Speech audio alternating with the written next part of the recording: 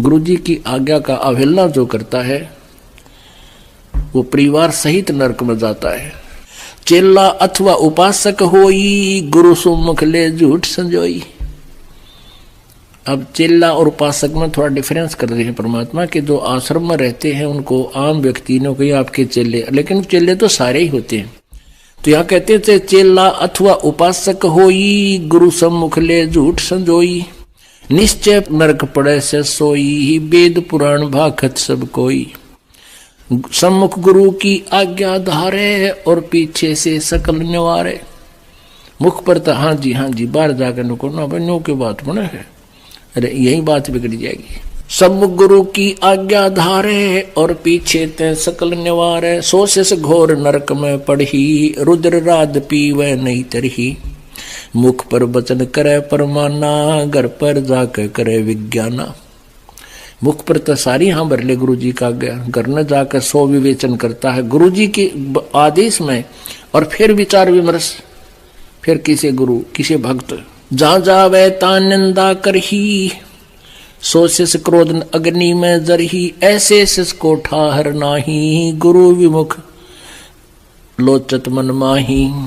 वेद पुराण कहे सब साखी, साखी शब्द सबे यो बाकी। मानुष जन्म पाए कर खोवे, सतगुरु विमुखा युग युग रोवे। ओए होए। अब जो गुरु जी से विमुख हो जाते हैं, गुरुद्रोही बन जाते हैं, निंदा करते हैं, क्योंकि गुरु से विमुख दो प्रकार से होते हैं।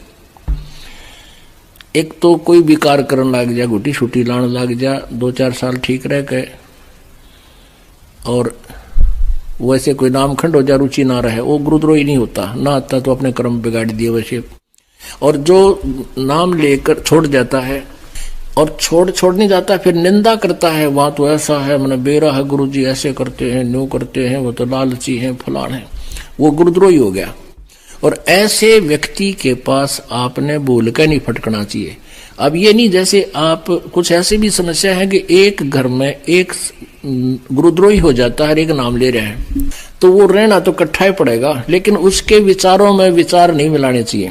उसके उस मार्ग में वो बात चलाओ तो उठ कर चला जाए, एक लो बैठ जाए अपना, तो वो सुनकर भी नहीं सुना। क्या कहते हैं, गुरुद्रोही की पेड़ पे जय पग आवे वीर।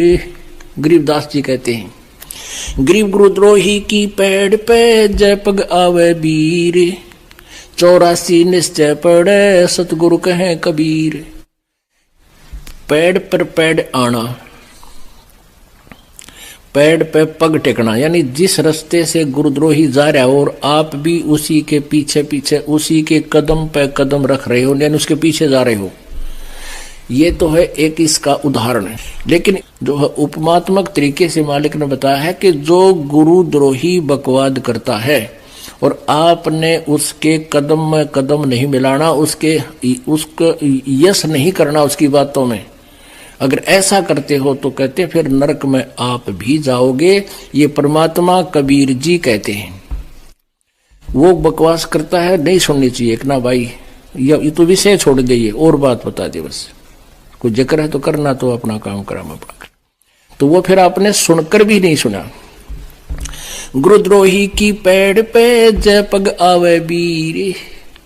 84 निश्चय पड़े सतगुरु कहे कबीर। अब परमात्मा क्या कहते हैं, जान बूझ साची तजय और करे झूठते ने।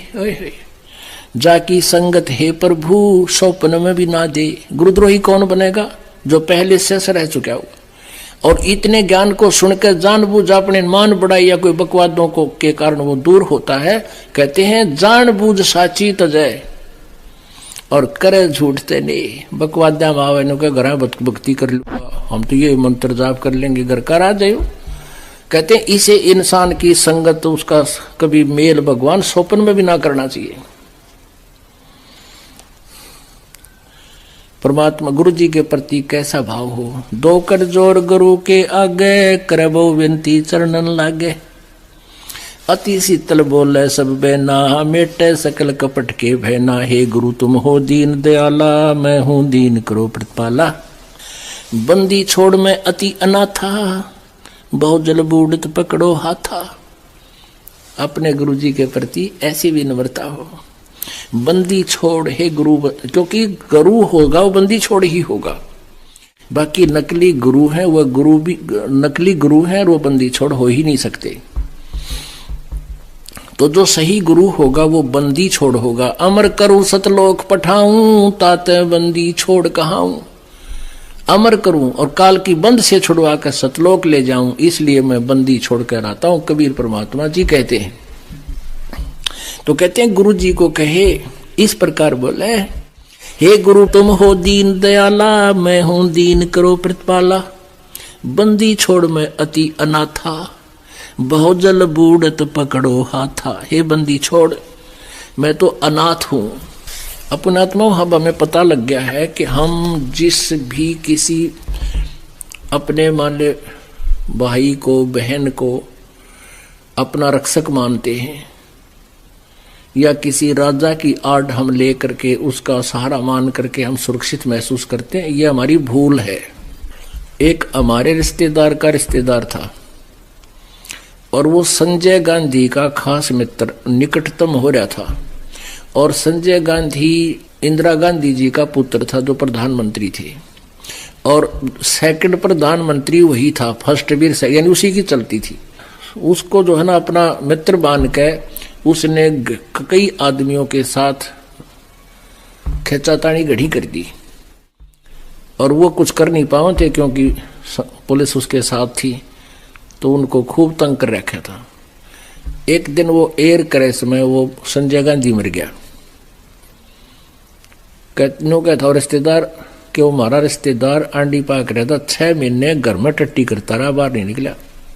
बताओ, डर गया को गड़ेंगे इतने, काटेंगे एक बार गिर के कूटेंगे। तो इनका सहारा के माना, तो क्या बताते हैं कि इनको नाथ नहीं मानना, हम उनको नाथ मान लिया, और नाथ ना रहा। कहते हैं बंदी छोड़ मैं अति अनाथा, मेरा कोई साथी नहीं, मेरा कोई संरक्षक नहीं, मैं अनाथ हूं मालिक, मेरा कोई स्वामी नहीं आपके अतिरिक्त। बंदी छोड़ मैं अति अनाथा, बहुजल बूढ़त पकड़ो हाथा। दीजे उपदेश गुप्त मंत्र सुनावो, जन्म मरण भव दुख छुड़वावो। यो आधीन हो ऐसे जब ही, गुप्त मंत्र कहे गुरु तब ही। अब ये गुप्त मंत्र एक और है सार नाम। कहते इतना अधीन होगा जब वो गुप्त मंत्र गुरु जी बता सकेगा, अन्यथा आपको वो मिलेगा नहीं। इतने लक्षण आप में आने चाहिए, तभी वो काम भी